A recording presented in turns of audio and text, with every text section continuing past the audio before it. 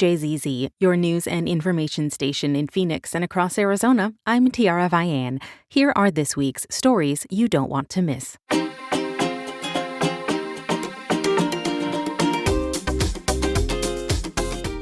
This is the podcast that's designed to catch you up on some highlights from around the region. Thanks for listening. Here are a few of the stories for the week of August 17th, 2026. As the number of data centers across the U.S. continues to increase, so does public opposition to them. As Greg Haney reports, that has some Arizona leaders looking for new standards for what acceptable data center development could look like. No rate hikes! No rate hikes! No rate hikes! No rate hikes! Protests against data centers like this one in Phoenix are becoming more common across the country.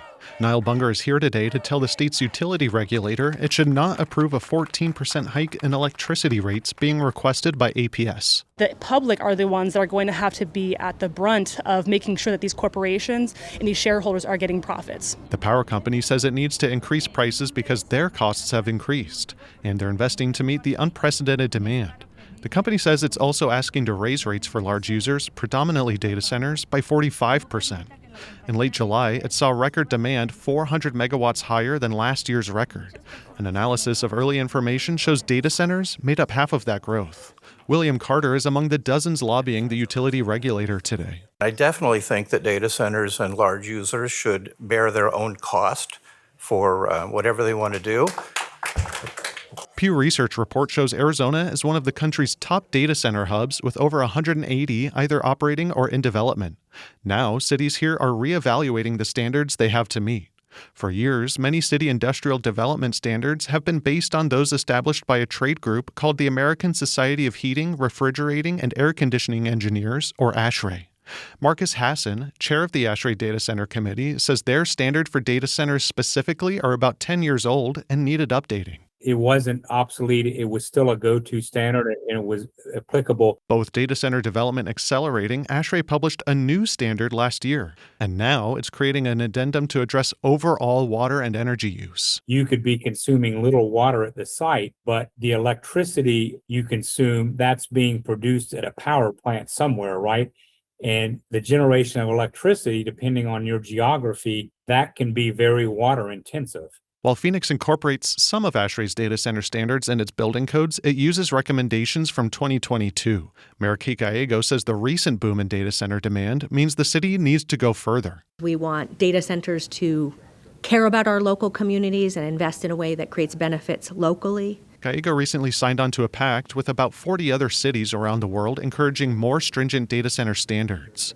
Those would make sure the buildings aren't built too close to residents, don't cause pollution, and that fossil fuels aren't used to power them. We want sustainable, clean energy to power it, and we want data centers to consider and protect our water supplies. And beyond resource concerns, Gallego says lack of transparency has also led to community outrage. I think it's now pretty widely acknowledged that the data center community needs to do better about being a good neighbor. And protesters like Niall Bunger want regulators to take action to protect the public as data center development continues. Individuals are going to have higher electricity bills. Arizona's utility regulator is expected to decide on how much the state's biggest power company can raise rates by the end of the year.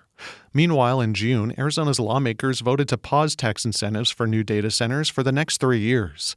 But the state saw 113 new applications for developments in the weeks before the pause went into effect. An industry trade group, the Arizona Technology Council, says data centers are a big driver of the state's $35 billion tech industry. The council's president, Steve Zylstra, said in a statement that he doesn't want to see the state abandon data centers. But he acknowledged the moratorium could be a way for Arizona to figure out how to accommodate the tech buildings more responsibly. Greg Haney, KJZZ News, Phoenix. In politics and preservation news. On paper, the city of Phoenix has strong protections when it comes to its historic properties. But despite decades of ordinances and mayoral support, some preservationists find the city has what they call a teardown culture. Jill Ryan has details. The city of Phoenix is home to many old and historic properties, some well-known like the Orpheum Theater, which first opened in 1929, and others less so. Kimber Lanning is a longtime preservation advocate. She's also served on Phoenix's Development Advisory Board, and she says there are many economic benefits to keeping older buildings, including real estate performance, jobs per block, entrepreneurs, small business development, character, tourism. Phoenix has many avenues to preserve historic properties, including its Historic Property Register. It also has a program that retrofits old buildings for new businesses. Lanning says despite those efforts, many old structures are still torn down. We lost an entire generation of professionals that left this place because they were looking for something with more culture and more soul. Phoenix's Historic Preservation Officer, Helena Reuter, says people move here from all over the country, and they don't always have the same level of attachment to the city's history. They see it just as a really new city and like, why do these things necessarily need to be preserved? We just need more houses, which I understand. Reuter says the pressure for increased development is always challenging for preservation. I think we, have a better job to do in terms of public engagement and trying to figure out how to really convey why these places are important and why they matter to our city. For Lanning, she says larger projects and developers bring in compensation through fees for the city. She says historic preservation could cost more upfront, but that could also save the city more in the long run. Path of least resistance. If it's easier to tear it down than it is to save it, you're going to tear it down. And another challenge, properties that are protected by the city face uncertainty when the state or federal government gets involved. Earlier this year, the Arizona Board of Regents, the state's governing body for the public university system, sued to claim eminent domain over the privately owned Lewis Emerson House, which is on Phoenix's historic property register. The lawsuit was dropped following immense public scrutiny. The 89-year-old owner, Robert Young, says if the suit had not been dropped, he would have been forced to move the house or face its demolition for green space for Arizona State University's new medical campus. Everybody that sees the house, comes by the house, they love the house. The single exception being ASU and City of Phoenix. It's an embarrassment. The city was not named in the state's lawsuit seeking eminent domain, but some who were in support of keeping the Lewis Emerson House wanted the city to be more involved in fighting back against ASU and the state, especially since the house is on the Register of Historic Properties. That list doesn't guarantee total safety from demolition, but it does promise owners zoning protections through a special permit review process. Reuter says the protections outlined by the city are actually greater than what federal lists offer. So most people, when they hear about the National Register of Historic Places, they're like, oh, that's the one with the big protection. And it's like, well, actually, that one's the more honorific designation. But she says those city protections can be overridden by the state or the federal government if they decide to get involved in a dispute like with the Lewis Emerson House. A lawyer representing ASU and the state said since the city did not own the property, it was irrelevant to the lawsuit. A spokesperson for the city said in an email that it was up to the courts to decide whether ASU could use eminent domain and, quote, the city does not have a role to play. Reuter says alternatives were discussed with the owner, Robert Young, at the time of the lawsuit, mainly to relocate the house. But Lanning says the process can be immense and challenging. She moved a historic property herself. There's really not a well-worn path for you to follow and for the city staff to be able to jump into action to be helpful. Lanning said she'd like to see the city do more to streamline the process and dedicate more resources and staffing to its Planning and Development Office. Meanwhile, Reuter says her office is seeking additional tools for preservation, including alternative sources of funding. Jill Ryan, KJZZ News, Phoenix. And this is the Stories You Don't Want to Miss podcast. Thanks for listening. Every Wednesday, KJZZ offers up hotspots to spice up your weekend. It's delivered right to your phone. Try something new or step out of the routine. Just visit hotspots.kjzz.org to sign up. In business news, In July, Valley Metro and downtown Phoenix hosted a series of live musical performances on the light rail B line. The concerts were part of the Ride the Rail initiative to bring people downtown to shop at small businesses during the hot summer months. Enjoy this ride along with Connor Greenwald. On a train platform in the heart of downtown Phoenix, concertgoers are waiting for the concert to come to them. It's part of a concert series put on by Valley Metro and downtown Phoenix on the light rail. And this concert is the final one in the series. In this train, you will be able to enjoy some live musical performances by some talented artists. We are excited. We're happy to transport you to your destination today. We thank you for choosing Valley Metro. Passengers shuffled in when the train doors opened. The train was off and the first musician took over. My name is Julian Davis. Yeah, I play the harmonica, chromatic harmonica.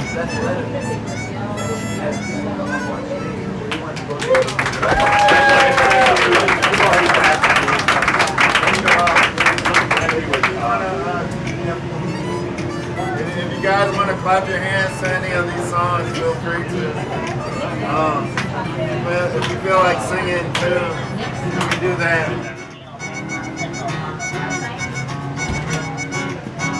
I think I'm playing on the way back too.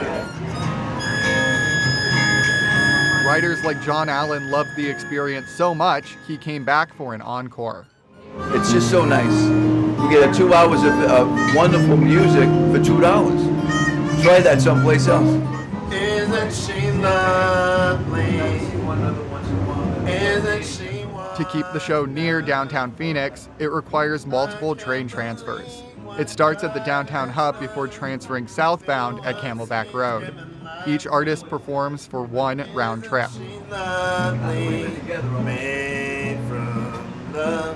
I can only be myself.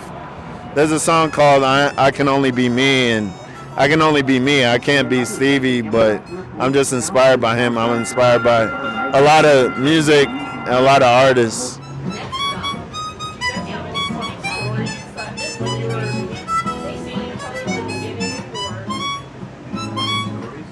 Oh, it was really fun. I've never done this event, so I'm hoping I can do it again. Davis wrapped up his harmonica concert right as the light rail pulled into the downtown hub. Hello, friends. A quick transfer later, and the second act is underway. My name is Jake Williams. I'm an instrumental guitar player, so I utilize a lot of modern guitar techniques such as open tunings and two-hand tapping and some other things that I usually do in my live shows.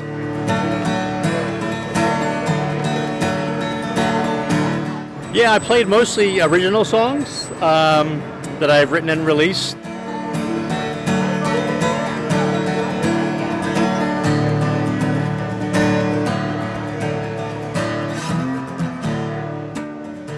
So there's usually more going on in these songs than what you're hearing right now, but I'm doing my best with just going solo acoustic without an amplifier. But Williams was playing his guitar with as much force as possible, trying to increase the volume.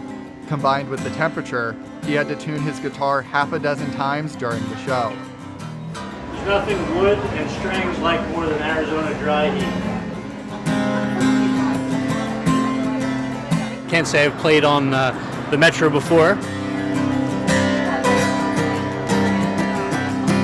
Thanks again to Herberger Theater for sponsoring this event, as well as downtown Phoenix. I think stuff like this is really awesome. Especially in the age of AI, I feel like people are going to be clamoring for real-world artistic experiences. So this is awesome. The light rail chugged along back towards downtown while Williams plucked Kashmir by Led Zeppelin.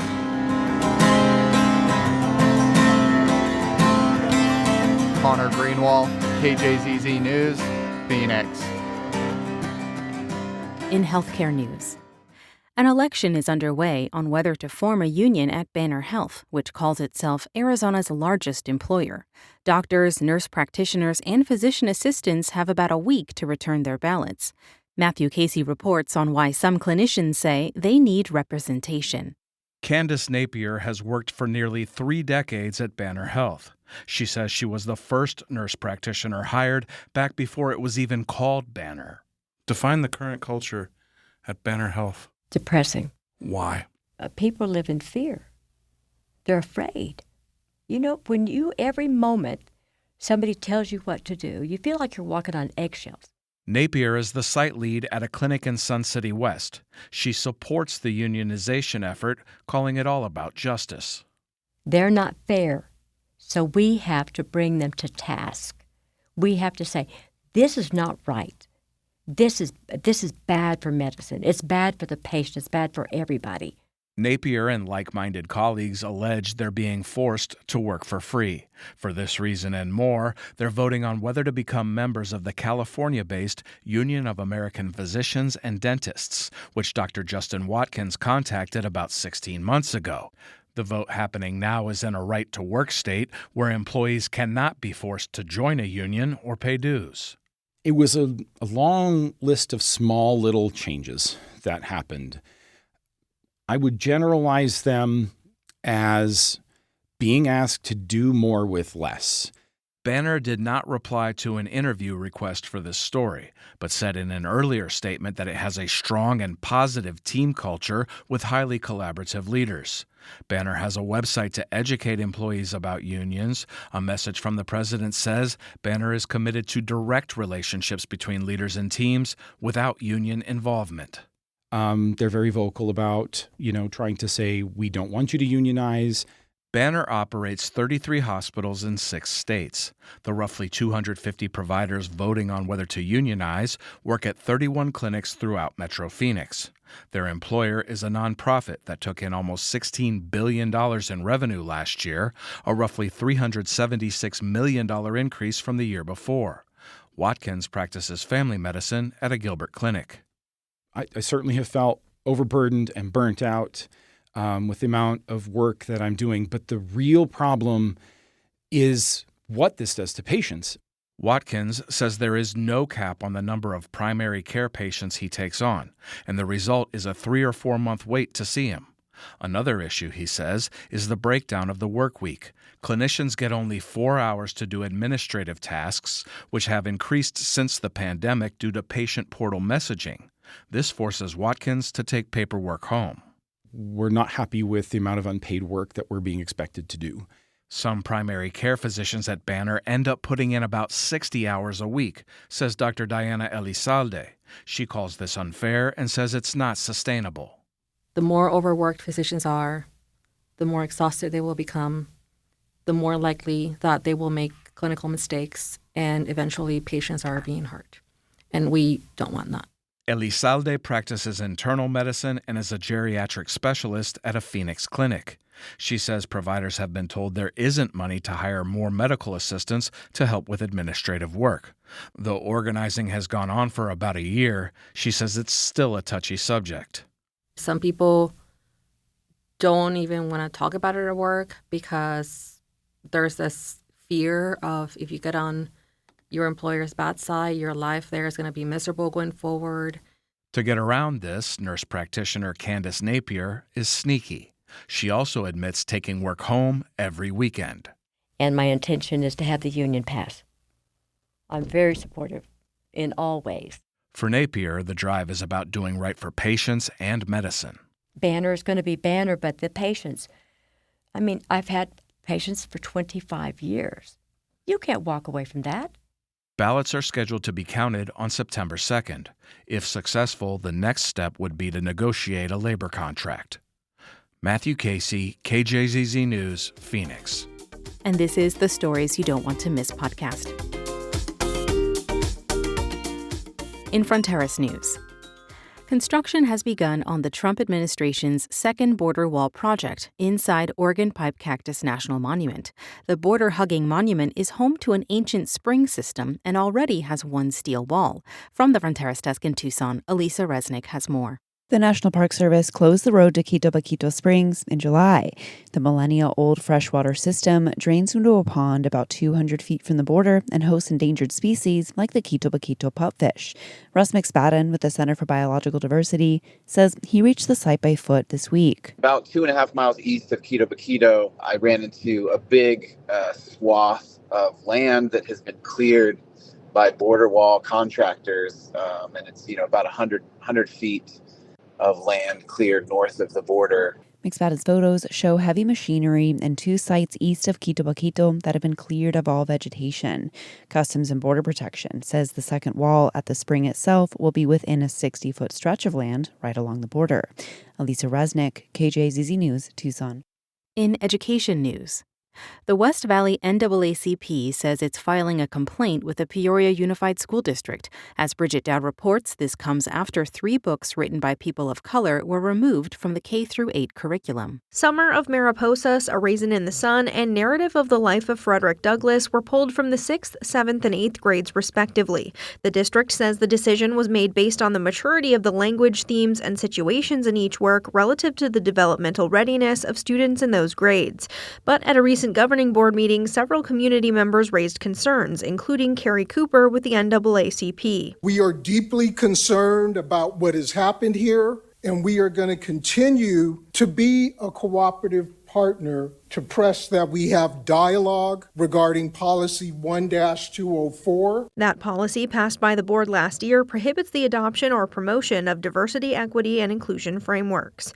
Bridget Dowd, KJZZ News, Phoenix. And finally, from KJZZ's The Show.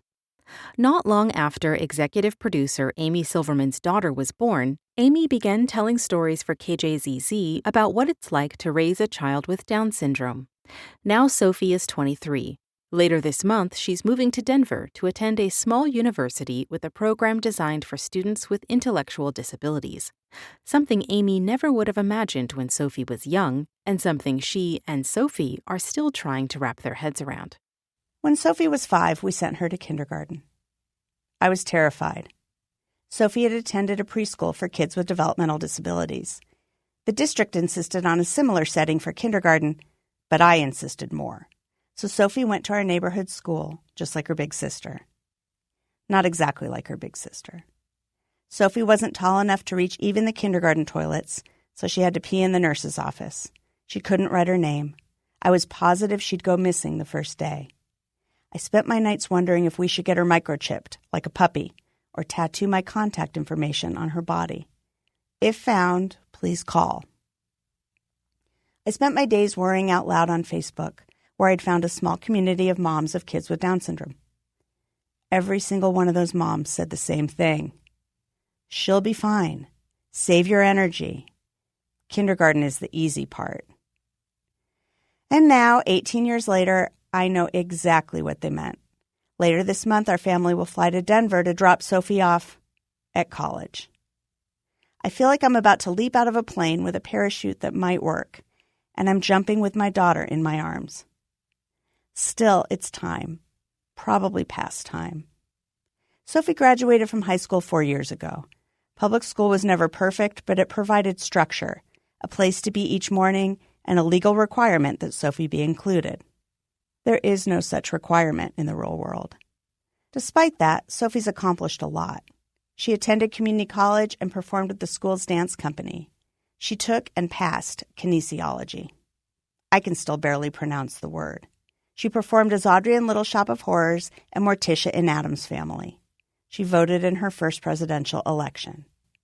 On Mother's Day last year, she woke up and announced we were getting tattoos of hearts we drew for each other.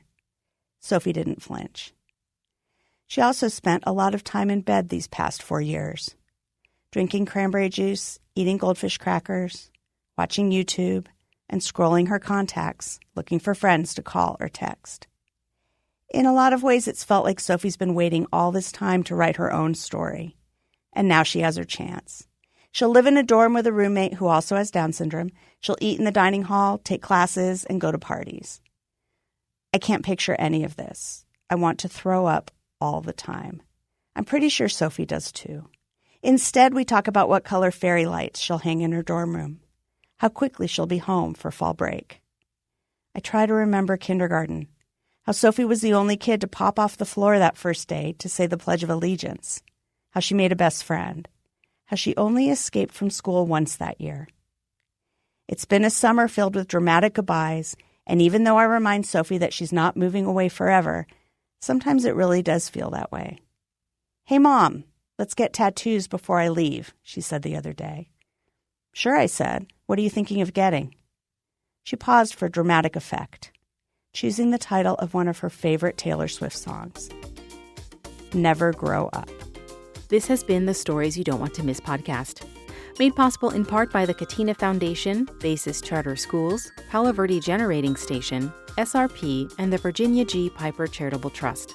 Thank you for listening and for your generous support. I'm Tiara Vian. This is KJZZ. Listen more, learn more online and on the KJZZ mobile app.